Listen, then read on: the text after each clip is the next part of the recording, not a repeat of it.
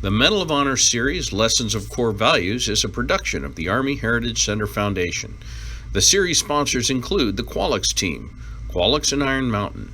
Qualix Corporation provides support services for the federal markets in the areas of information management and mission-oriented programs.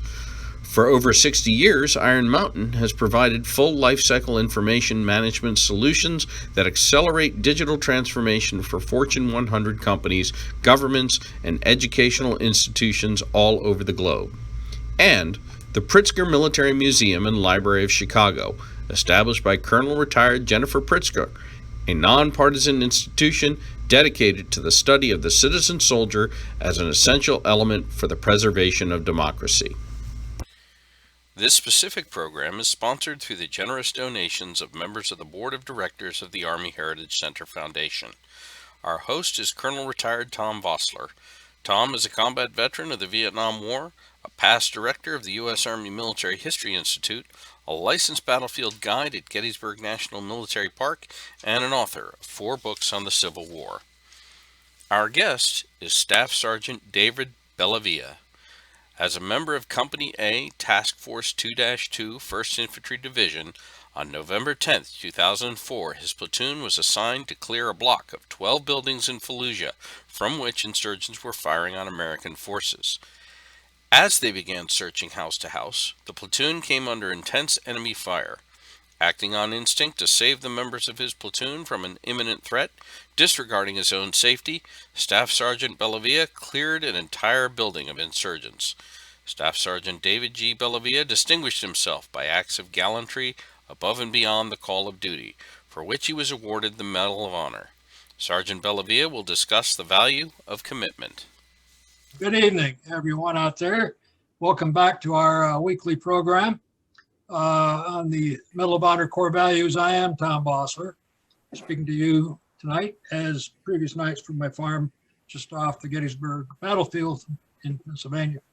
So we're pleased to have with us tonight former Staff Sergeant David Bellavia of Alpha Company, the 2nd Battalion, 2nd Infantry Regiment, the Ramrods. And David's going to take us over to Iraq, to Fallujah, the streets of Fallujah, in November of 2004. Before we go further, I want to remind the audience that we'll have about 40 minutes of discussion here, and then we will go to questions and answers, which we're asking you to send in any questions you have. Just go to the chat function at the bottom of the screen and send those in, and Tim Nelson is going to collect those questions, and then we'll answer as many of those as we can in the 20 minutes that remain. So, David, one of the themes that we've used from the beginning of this program is that this Medal of Honor is presented. And by the way, until last week, you were the newest member, the newest recipient. Is that right? And now yes, you're sir. No longer the newest. So, well, that's good. We're very pleased to have you here with us.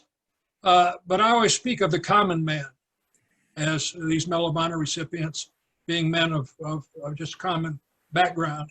So share with us a little bit, please, if you would, about your background and what was it like for you growing up? Well, first of all, Colonel Vossler, thank you for your service, your many years of service, and welcome home. And I'm very appreciative to the Army Heritage Foundation, but I got to tell you that the Vietnam generation in particular, the way that you really embraced us when we came home in a way that was not always you were treated that way. It speaks volumes about who you are, and we very much appreciate you protecting us from a lot of the same nonsense that you went through. I grew up, I think we have a lot in common, but I grew up in a pretty rural area. My father was a dentist. I was the youngest of 4. All my brothers went on to get master's degrees and go into education, multiple master's degrees in some cases. And, I got to college and I had a home invasion where I was home from school and these guys broke into my parents' home while I was there. And I just remember my father looking at me in a way that just reminded me that maybe I needed some more cooking, and so I decided, I think the Army is going to be what I needed to just learn the ways of the world and to get accountability and really grow. I had college under my belt, and there was no threat on the horizon. Kosovo was the big deployment at the time. There was no war going on. I figured it was just a good way to mature and grow up, and then the war happened. So character development primarily, can I say, is that what you were going after, and just kind of raising yourself up? Absolutely. I thought that my biggest problem was I really didn't know what I was capable of doing. I didn't have someone to give me a purpose and a direction.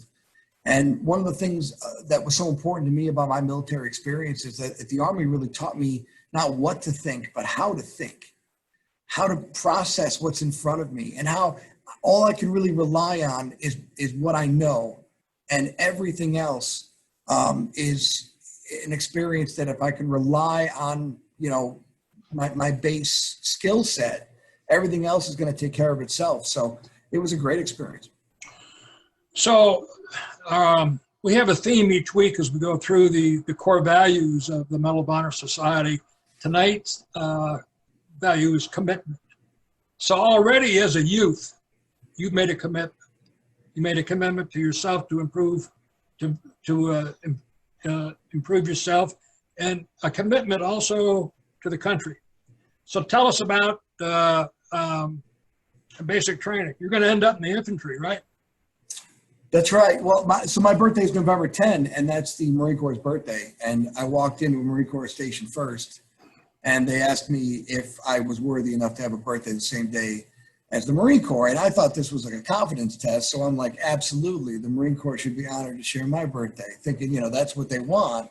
And he kicked me out of his office. And so I talked to all the other branches. But the thing that was just, my grandfather was in the Army. He was in the Normandy campaign. He's still with us. He's 100 years old.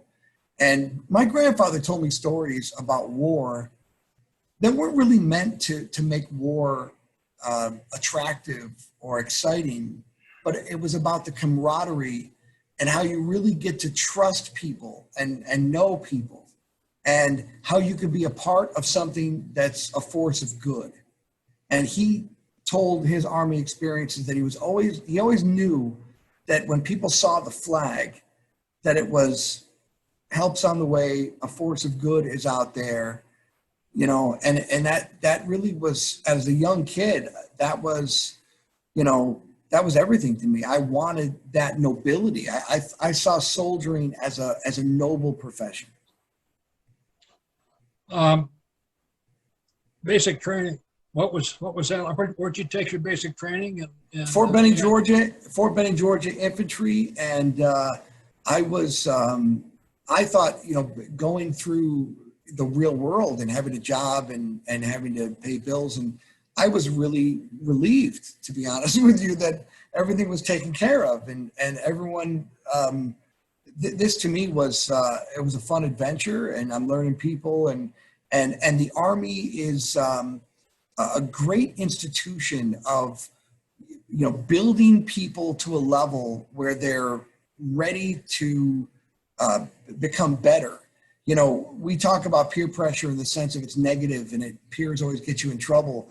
And it's amazing when you surround yourself with people on a moral compass, how good people actually, you have to really go out of your way to be a bad apple, because everyone around you has an oath and a code.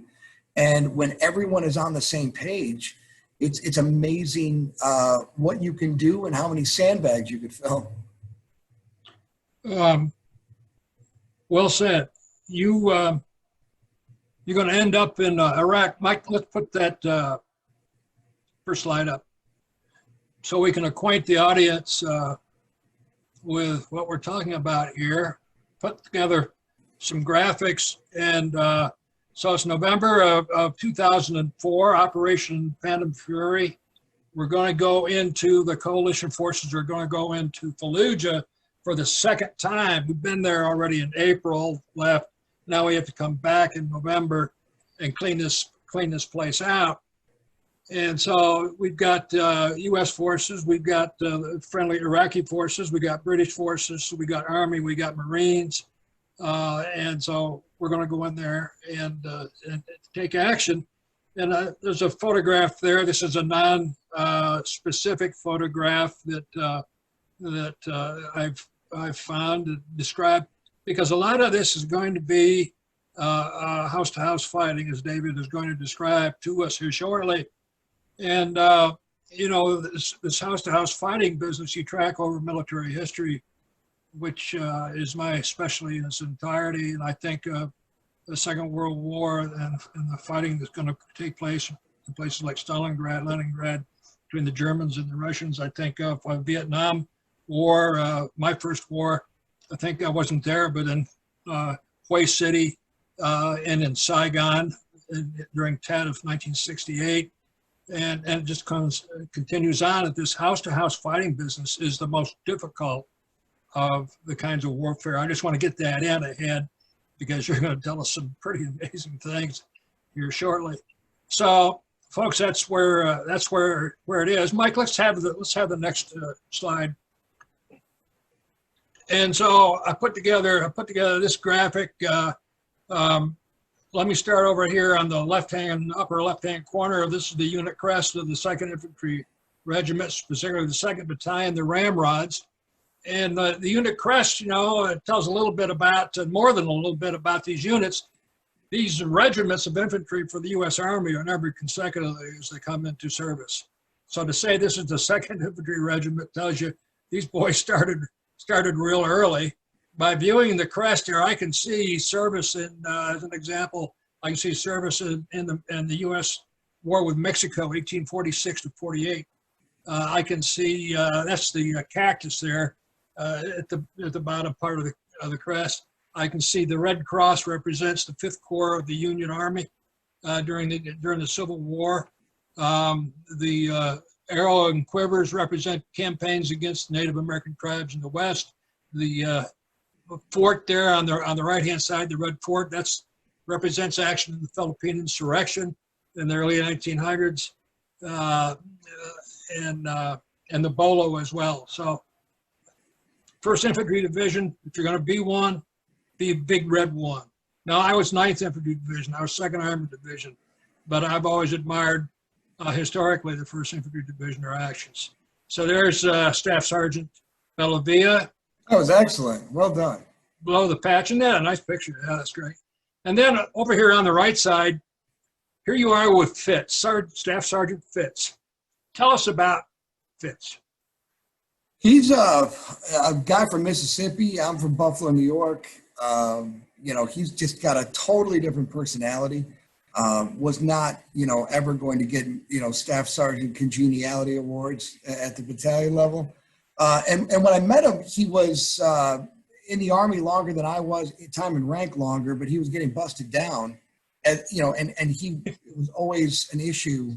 And he comes to Alpha Company, and it's just a vessel of infantry wisdom. I mean, he's got an incredible patience.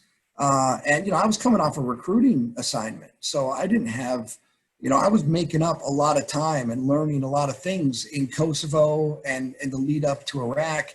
And so I was just trying to learn as much as I possibly could. And he was a great mentor.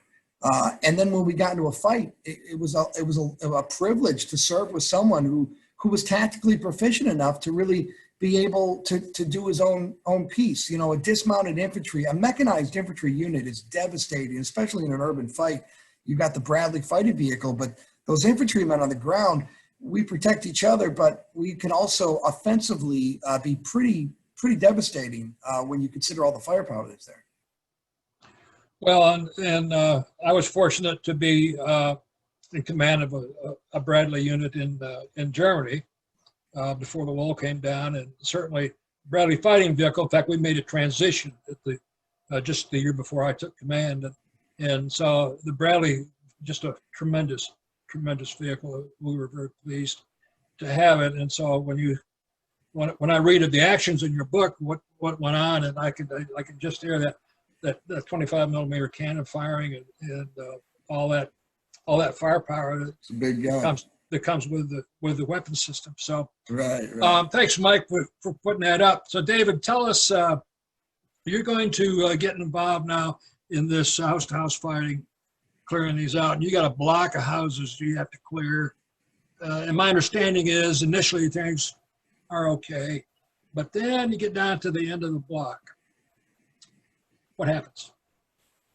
Well, our unit got selected to go to Fallujah because we worked with the Marines in the JOF, and because we were mechanized, there was another unit from Armored First Cav that came out there as well.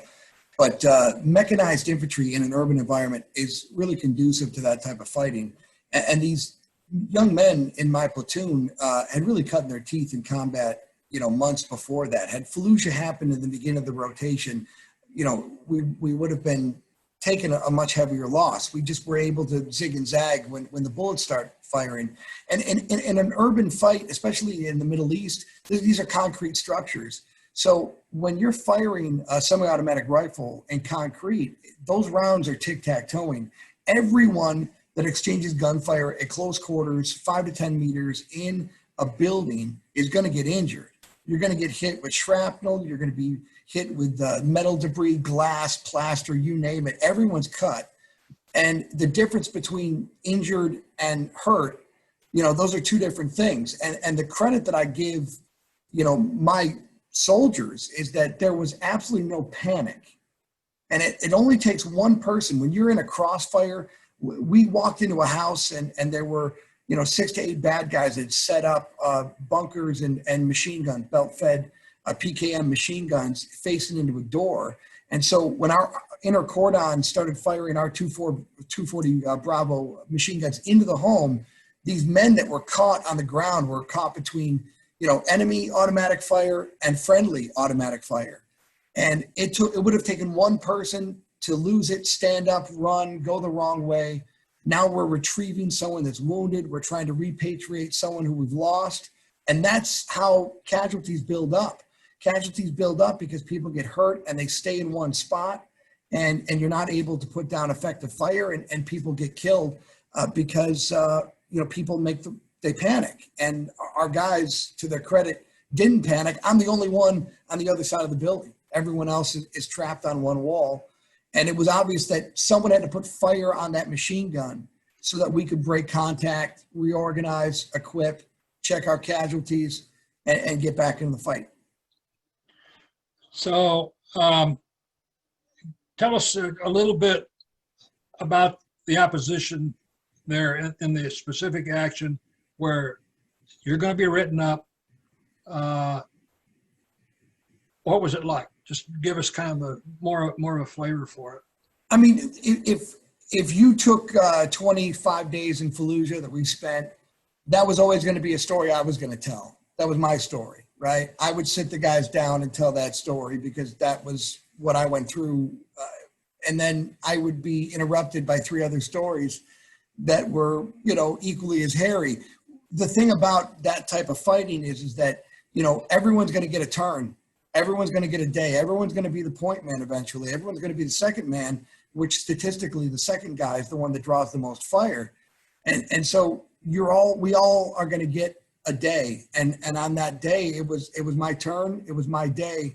And it was just, when you're seeing the confidence that goes through your head, when you're up against the enemy in close quarter, you see their face, you see their reactions, but when they're intimidated, when you're winning and you're dominating.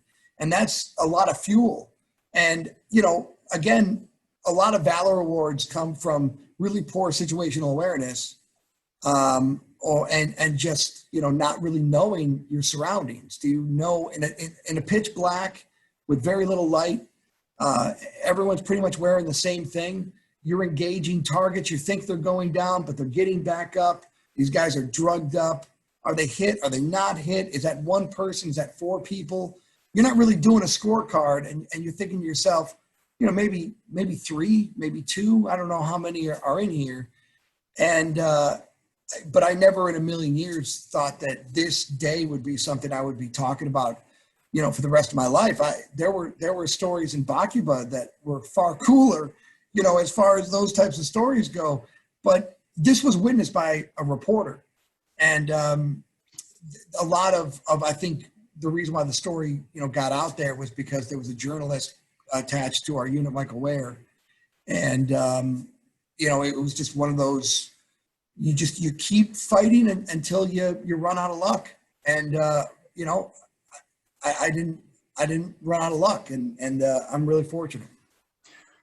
Well, I've made my way through your book, and for the audience out there, I highly recommend it if you want a firsthand account of a great book on what it's like to be in that kind of a combat situation. That's a great read.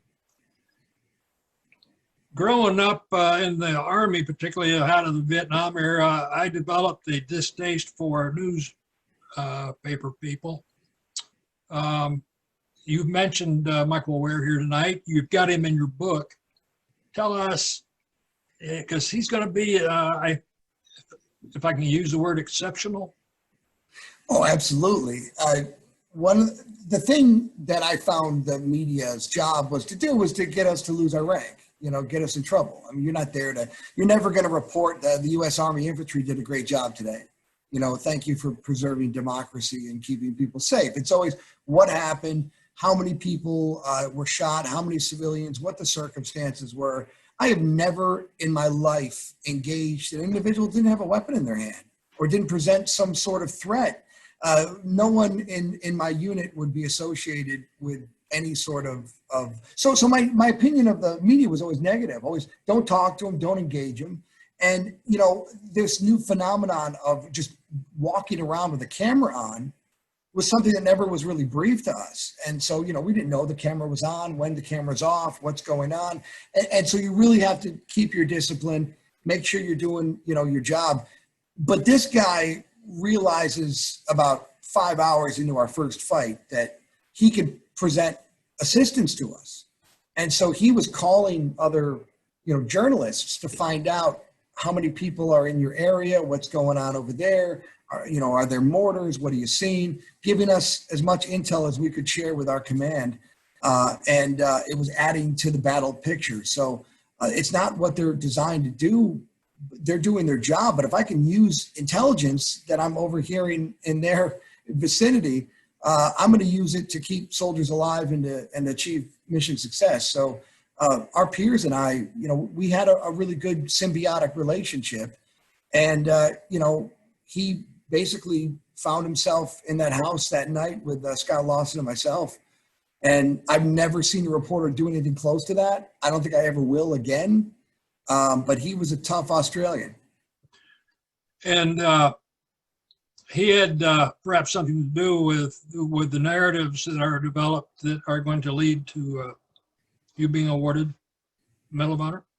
I don't know if they allowed anyone outside of the military to submit it. One of the things about the Medal of Honor is you don't really ever get to see your packet. You're not interviewed as a witness for your own award. So whatever versions and narratives and sworn statements are out there are never really shared with anyone. I've never heard of a civilian being able to do it, through the chain that this award was done. But I don't think, I think it was rare to be able to have supporting evidence, a videotape, an audio recording to submit to a packet, because now it's not just the word and the witness statements of people who were there, but it's actually the actual video document of what happened. So I'm sure that played a major role. 15 years are going to pass between the time of the action for which the award will be presented and the presentation of the award. What were you doing? What was your reaction when you received notice that award nominations have been reviewed and looked at by a board, and coming to the top was a nomination for you to receive the Medal of Honor? What was your reaction? What were your initial thoughts? And what were your subsequent thoughts? But it's, I mean, I just started calling the guys. You know, the Army doesn't tell you why they're calling you, but they're really they need to talk to you desperately. And they're asking a lot of questions to confirm it's you, and they know way too much information. And so my first reaction was, you know, this is either I'm going to be the ambassador to France or I'm going to prison for 30 years. You know what I mean? Like so this is either really good or it's really bad. Once they assure you that it's good and they're letting you wait for a senior member of the DOD, you know, I have no idea if it's connected to something that, you know, give a talk somewhere or, you know, whatever the situation was. It really was not front on my mind at all. And so I'm calling all my buddies up from the Army and, you know, I don't know what the situation was. And then you're on hold for the President of the United States. And, you know, he just tells you this is what's happening. And you don't really have time to breathe because right after that, the Army reaches out and they're like, guess what? You're back in. We're going to take care of you like you were a sergeant again. And this is your chain of command. And this is who you report to. And this is who you're not allowed to tell. And this is who you can tell. And the Army basically gave me guidance, which honestly, I don't know if a lot of these other recipients ever had that treatment, but the way the Army is organized, this, you know, matriculation to the Medal of Honor is really first class. And they take care of you. They train you. They prepare you with, look, there's going to be a lot of happy and a lot of good is coming your way. Guess what? A lot of crazy is about to come your way too. You're going to get some foreign people that want to take your life. You're going to get some people that are going to try to threaten your family. And you're going to get a lot of jealous folks from the Air Force. You know, so there's a lot of negative that comes with it too. And the Army gives you the ability to defend yourself and get the narrative out there. I'm very grateful for the way the public affairs officers have handled me. And I never in a million years, sir, would have ever thanked a PAO in my life. But they do a wonderful job for the Army.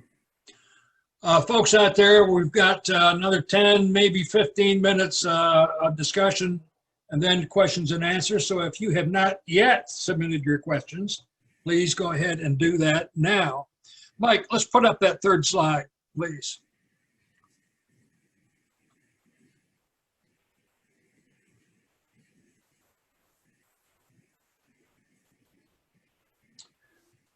So here's the scene. This was June 25th last year. There you are, getting it pinned down by, actually hung around your neck there by President Trump, and there you are wearing it. And I just pulled a couple sentences, or one sentence really, out of your citation. And if folks can read it, there's no need for me to read it to you. Well, maybe there is. Acting on instinct to save the members of his platoon from an imminent threat, Staff Sergeant Bellavia ultimately cleared an entire enemy filled house, destroyed 4 insurgents and badly wounded the 5th. Now, that's just a piece of it. It goes on and on and on, and it's absolutely, absolutely incredible. So here at the ceremony, look at that picture of you and the president. What was going through your head right there? That's, you know, you're just thinking about all the folks that never can feel, you know, just, yeah, I'm surrounded by all these men I love so much. And I have so much, and the families of the fallen and just how, you know, those kids, what their fathers did for us. You know, they went on a mission we could have gone on. They took a job that we could have taken, and how the roles were reversed, and how this has nothing to do with the vessel that's wearing any of these awards. It really is just about the institution and what sacrifice means, and just how random everything is in life. You know, far better soldiers have been hit, you know, in a house fight, Delta, SEALs, guys that are elite. And here's just a bunch of regular knuckle dragging infantry guys. And, you know, we were able to do our job and bring, you know, the vast majority of those boys home. And it's a real miracle. And I'm just blessed to have served with some of the finest men I've ever met in my life. Well, it's everyone that we've interviewed in this program has pretty much said the same thing, that you are accepting and wearing this medal, not for yourself. It's not about you. It's about all the guys that were around you, living and dead, at some point in military action. Is that about it?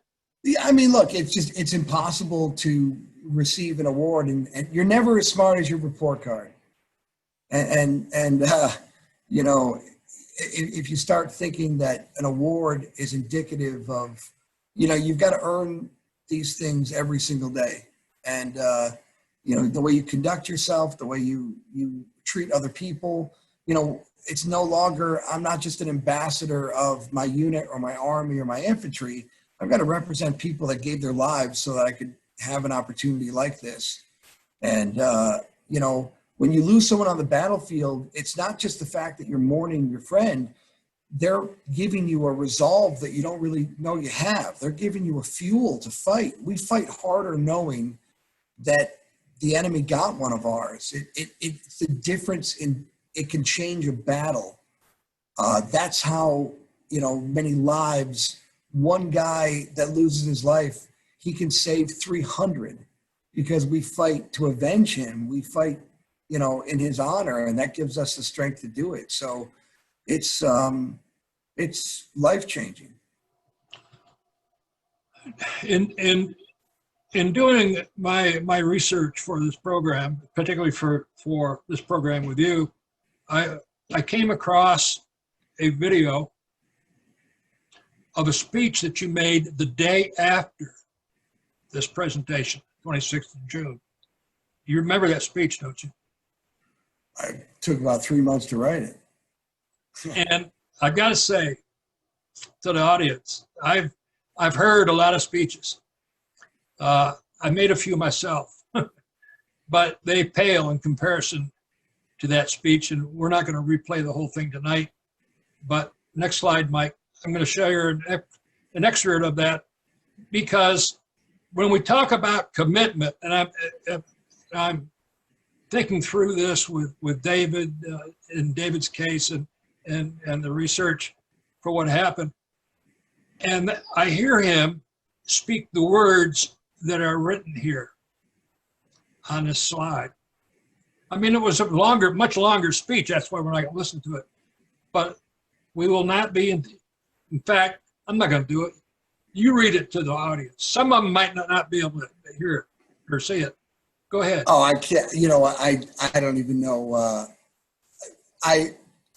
That honestly was a thing. I wanted to obviously honor the guys that served and what they did, but I also knew that these awards are watched by people that support our military and people that hate our military, and that they need to be advised that of all the division that we have or anything that's perceived, this United States military is not indicative of what you watch on CNN and Fox News. That we are very much different. We're very much from different socioeconomic backgrounds, and you name it. But we are united. We are committed. We're professional. We're disciplined. But if you mess with us, I mean, it is going to alter your lineage. It's not something we want. It's not something we desired. But you know, we're not afraid, and we're not going to be pushed around. And if you're going to mess with the United States Army, you're going to get a goose pile. You're going to lose every time. Well, well said, well said. And we're about ready to move to some questions, but I'm going to give you a couple minutes to, we have a lot of youngsters out there listening in on the live show, but some will come back and listen on demand. In junior leadership positions as they're developing toward adulthood, and so, what advice would you have for them in terms of their preparation, just as you went into the Army with specific goals for yourself in mind? Yeah, just you know, the best advice is just to try to make yourself uncomfortable every single day. Try to put yourself in a situation where you're forcing evolution and growth, and understand that quality leaders aren't intimidated with the fact that you could possibly be greater than they are. That's the definition of leadership, is knowing that your subordinates are going to eclipse you. That's why our military is what our military is. Our Army is the greatest in the world because Vietnam generation was greater than World War II. And it goes all the way down to the current generation today serving that are better than when I was in. And we aren't afraid to allow young people to be as great as they possibly can be. We're just going to give you your left and right limit, but it's a trust. And you have to trust leadership. And you have to learn how to be a subordinate before you could ever be a leader. You have to learn how to follow. And then when you are a leader, you can look at your subordinates and you can say, hey, you're not doing it right. I did it right. I'm here. This is how you do it. This is how you listen. This is how you follow. And this is what you have to do. It's a crucial part of growing. We don't want people that have just been around forever and they put on, stripes and a rocker. That's not the way it goes. It's earned, and it's earned because when they were following a leader, they were excellent at what they did. I think it's a huge step. Well, thank you for that. I'm sure we've got some questions out there that have been asked that need some answers. And so, Tim, I'm going to roll over to you. Outstanding. Thank you, Colonel Bossler. I appreciate it very much. Hello, everyone. I'm Tim Nelson, and I'm honored to serve as the Chief of Development for the Army Heritage Center Foundation. I'm going to be asking Sergeant Bellavia some questions that you have submitted in the Q&A section. So good afternoon, David. It's good to see you, my friend. Good to see you. Thank you for all your hard work on this. Yes, sir. It's before we get started, I just want you to know, as a fellow soldier, it really is a true honor to hear you talk about your story. It's really inspiring, and I mean that. It's an honor to have you here, brother. Thank you very much. It means a lot. All right, so let me read a couple of these questions. So we have a lot of young folks, both in college and high school ROTC, that are on this program right now. What advice would you offer to those who are about to enter the military? You are going to be an officer in the United States Army or Marine Corps, whatever branch you decide. But Army officers, I don't want you to show up and try to be Joe's buddy. You're our officer, and we hold that relationship to be holy. And you're not just our mascot, but you represent our leadership, our empathy. It's an important role the commissioned officer plays. And you have to trust your non-commissioned officers to develop you to be the best company commander you could possibly be. By the time you're a captain, you're going to be the best 03 because you've had NCOs that have been able to do their job and at the same time show you what that support network looks like for young officers to work with quality NCOs and to trust them that they're not there to be emasculated, that there's no insecurity. We really are there to support and to make you better. And by the way, that's what makes our Army better, is that level of officer is really where the rubber hits the road. Those are huge decisions. And we want to make sure that you have swagger that you deserve, but at the same time, you're not involved in the NCO business. I see a lot of young LTs that want to drink beer and bowl and take the kids out and have a good time and hear problems. Don't need it. Just be you, be great. Don't be afraid to be great. And don't be afraid to have swagger. Outstanding. Thank you. So if I'm getting this name right, I think it's Amelie. Ask. You clearly have had some success, obviously, but do you have any embarrassing training stories from basic training or infantry school that you'd like to share? Anything that had happened to you that you found embarrassing? Oh, I mean, most of my military career, to be honest with you. Look, that's the thing about when you're really with quality people, it's your family. And so every story is you did something great, you did something dumb, you're able to share it with everyone. I remember, stupid. There was one time I was getting ready for an inspection, and I really wanted to impress my leadership. And I decided to CLP a Humvee so it shined in the sun, not realizing that all that oil would absorb every piece of debris and dust that was blown through the motor pool. So rather than having the cleanest, shiniest vehicle in all the battalion, I had a vehicle that literally looked like someone went Bahine with it right before an inspection, and it had the exact opposite effect. And nothing brings a platoon sergeant more joy to hear that you were CLPing one of his vehicles to give it a luster that it never was designed to have. That was a pretty stupid thing done.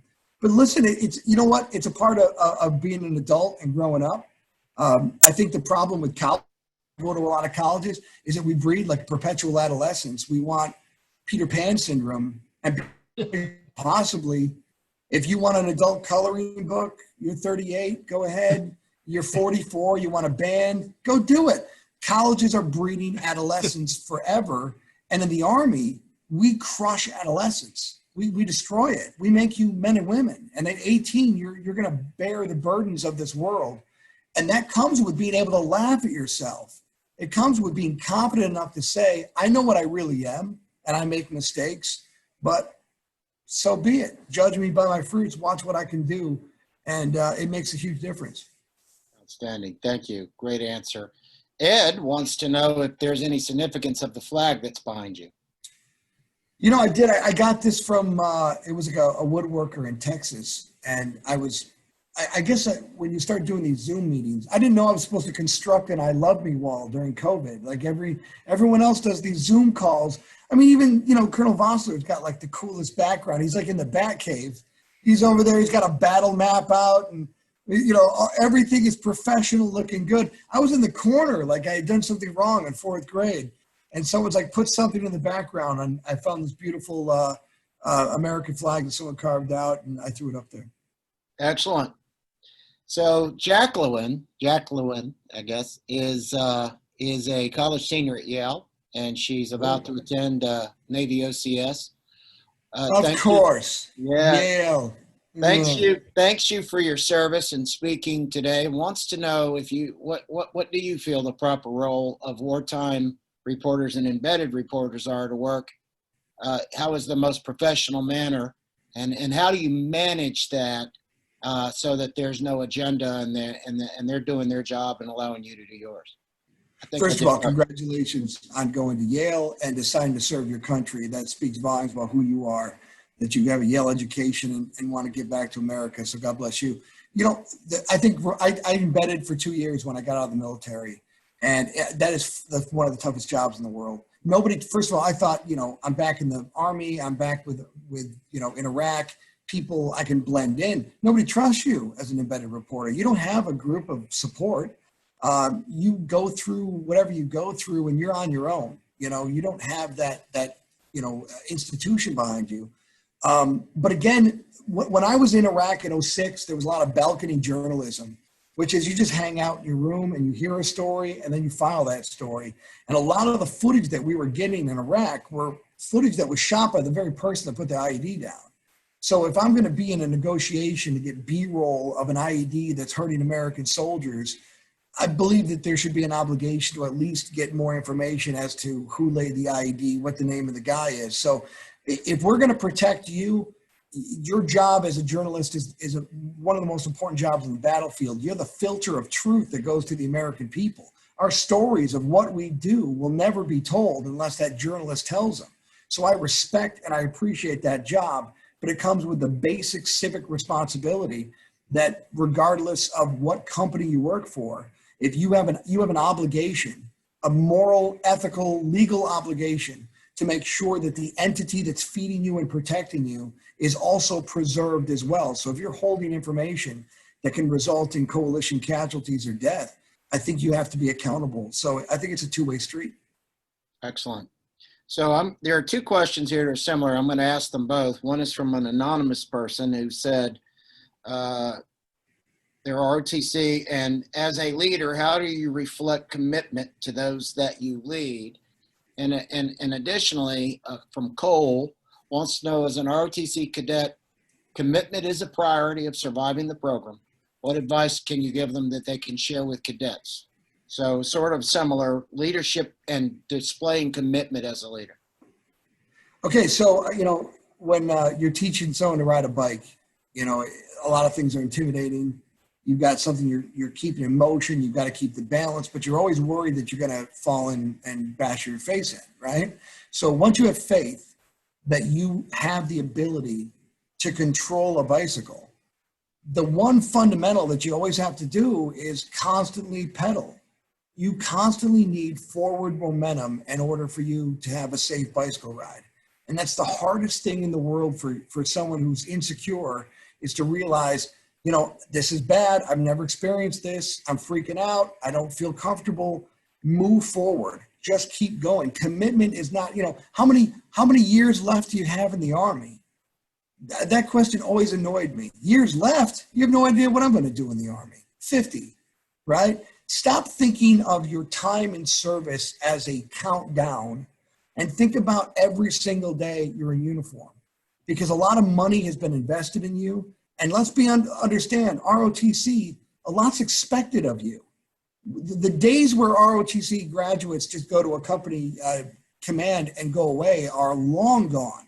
We've got Joint Chiefs of Staff. We have people that are putting on 4 stars that are ROTC graduates. This is not just you're paying for college. A lot is going to be asked of you. You will be depended on, and you need to live every single day like lives are dependent on your actions, because they are.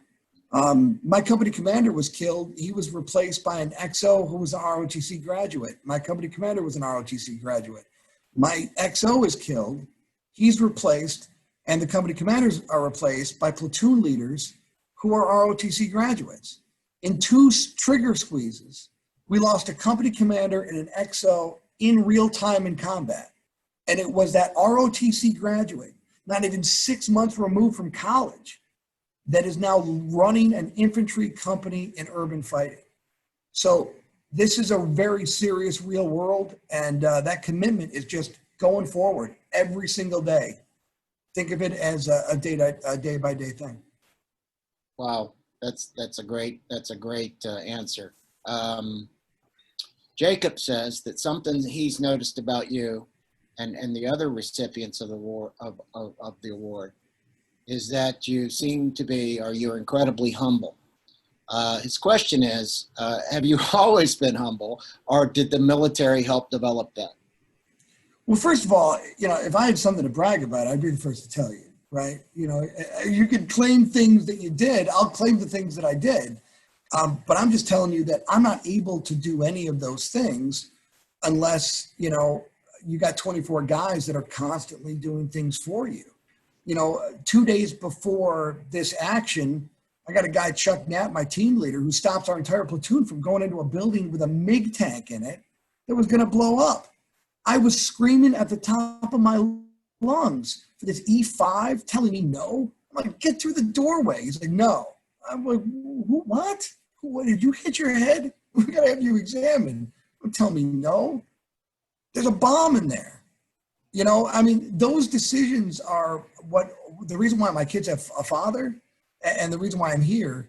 And so when you put everything into the general, how can you possibly, you can't, it's not about, if it's about you, then you're a problem.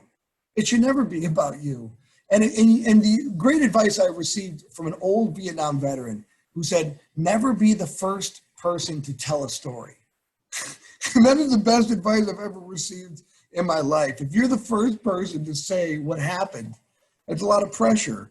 And it should never really be about you. It's about your team. And the more people that hear about 2-2 Infantry are going to hear about Stephen Falkenberg and Sean Sims and Ed Iwan and J.C. Madison and all these, Victor Rosales, all of our friends that we lost. And those families, by the way, they need that. They lost their children catastrophically at a very young age. And, they say time heals all wounds. They're not talking about Gold Star parents. This wasn't cancer. This wasn't something they were born with. They had no time to prepare for this. They thought their sons were going to come home like everyone else's son came home. And they didn't. And we need to remind Americans why they didn't. They chose to be there. They chose to give up a future of, days and tomorrows so that you could live in your present comfort. And I don't know how anyone could take an honor or attention and say, yes, I am Thor. Everything you read is true. I'm the bravest of all Americans. I'm not even the bravest person in my household. That's not the way it works. Our friends are what make us fight. Our belief in our culture and our way of life and our army is what makes us fight. We don't kill the enemy because we hate the enemy. We kill the enemy because we love our country and we love each other. And we're going to bring each other home if we can help it. Thank you, David. I think we have time for a couple of more. Here's one from Kathy, who essentially is saying she knows that people are proud of soldiers and of you, but she finds it hard to believe that people would want to harm you. How have you dealt with that? How did you deal with that when you heard that? Look, we got to prepare you for the crazies, if you will. Well, you know what it was? It was that specific speech that I gave where I called people out. Countries like ISIS, Al Qaeda, Iran. I mean, I never interpreted it was going to get the momentum that it received. But when you get on, these social media platforms and you get millions of shares, people see that as an opportunity to try to, intimidate or threaten. But luckily, the FBI works with the Medal of Honor Society, and they do a great job. And all these events that, recipients go to, there's security there. By no means do I live in fear. I'm not trying to get anyone's attention at all. In fact, there are slow days. It would be a nice little break in the day to get back in camouflage. But honestly, I'm not living in fear at all, neither is my family. I'm saying that you become a lightning rod. And you're a lightning rod for people who really love America and really want to support the troops and don't know how to support the troops. And that's where our job is to redirect them into where they can help and can support. And you're also a lightning rod for people that hate America. And they want to, do what they can to make you aware that you represent all the things and that happens. Thank you.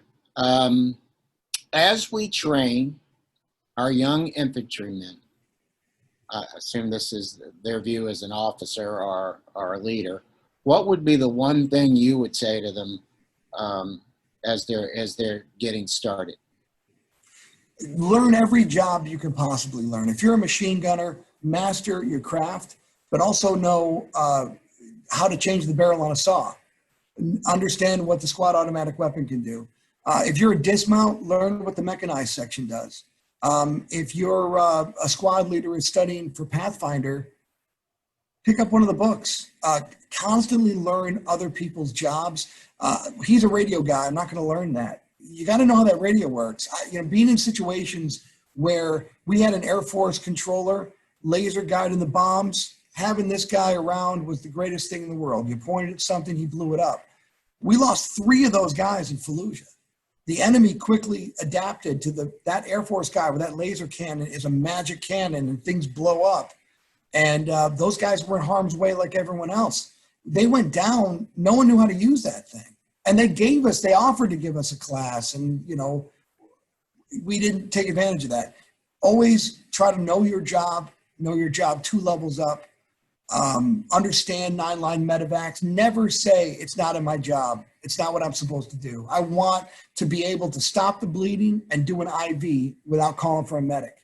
I want to be able to stabilize my buddy before a medic even gets there. I want to do it to myself so that a medic can come to me and we can make sure everything's good. Know your job and then know 2 other jobs besides yours.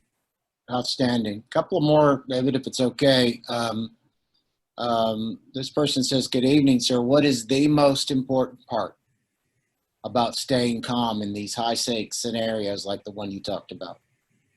When you're on an airplane and you hit a little turbulence, it's acceptable for a person on the plane to get upset and to maybe panic. But when the pilot gets over the intercom and starts screaming, everyone is losing it because you're the only guy that really can do something about it. I'm just really blessed to have served with men who always felt like they were the pilot, and it's so important to validate your subordinates, to let them know their importance in the team, what they do, that they're dependent on, that their opinions matter. But when you start to have lower enlisted soldiers, are understanding their role in this, and they're all in, buying all in on leadership.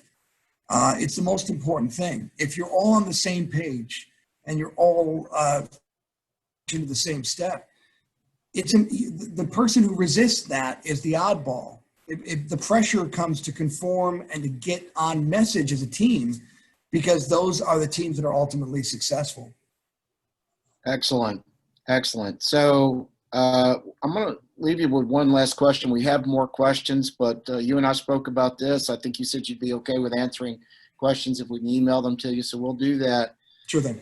But I'm going to try to paraphrase this. This is from Alan, who says that your story's been inspirational, and knows it must have been an honor to receive the medal. But what inspires you in your life today? When I see, I met my company commander Sean Sims was killed in a house fight in Fallujah, and I saw his son, and he's a spitting. I mean, it's like you're looking at, it's him. It's everything about his dad is in this kid, and the strength of his mother, the strength of those grandparents to constantly keep that memory.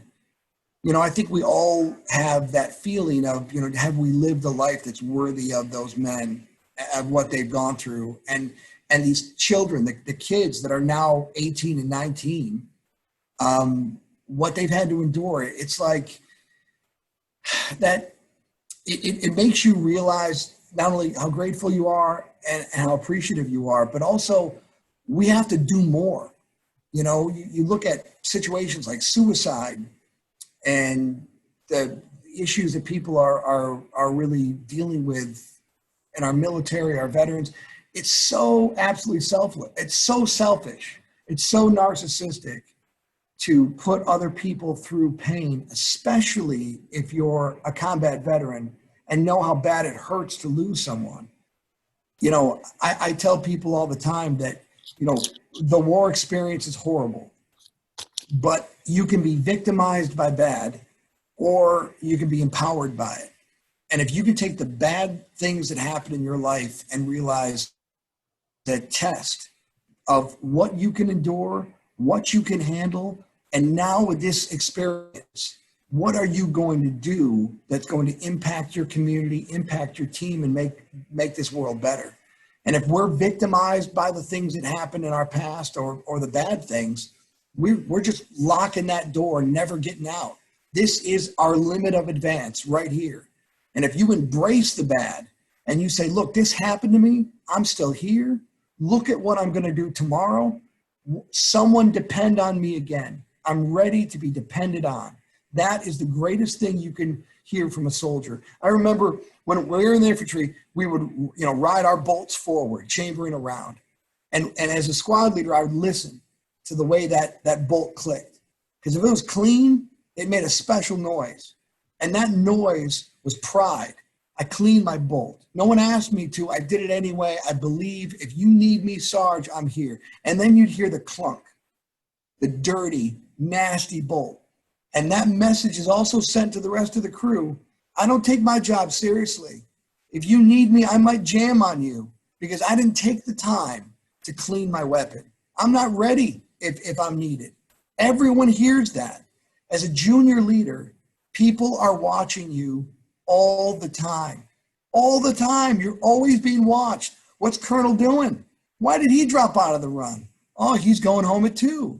It doesn't matter what the circumstances are. You're in a position of leadership. You're going to be watched. People are going to wait for you to make a mistake. And your job is to be that example every minute of the day, even when nobody else is watching. That is your default. Your default is professional. Your default is discipline, and your default is deadly every single time. That's what you're paid to do, and that's what we're all accountable to be. Wonderful, man. That is a great piece of advice, brother. So, thank you again for being here, Sergeant Bellavia. I appreciate it, and Colonel Vossler, thank you, sir, for continuing to be the wonderful host that you are. And thanks to all of our attendees today. I'm sure you will agree that this was very special. It's a special message. Before I turn it back over to Colonel Vossler, we hope that you'll come back next week and attend, which I guess is our 6th in a series of 7 webinars, where we will be honored to host Sergeant Major Patterson, who's going to talk to us about integrity, which should be very, very good. So this will be next Thursday at the same time. Appreciate you being here. Again, David, thank you. Tom, back to you, sir. Well, David, thank you for your inspiring words tonight compare very favorably with your inspiring words of the 26th of June last year. And so no mistake there. Folks, if you really enjoyed David's words, and I see no reason why you would not, got more words in this book. I say again, I mentioned it twice because it's worth mentioning it twice. Very fine book about his experiences and the men that he was with at that time. So come back to us next week. We're going to back to Vietnam with then Specialist 4 Bob Patterson, and so that'll be a talk about integrity. And David, again, thanks for your company. Next time I'm up at the old home place in Western New York, maybe we can get together. Absolutely, will do, sir. And again, thank you for your life of service to this country and our Army. Appreciate you. All right, brother. God bless. Thank you.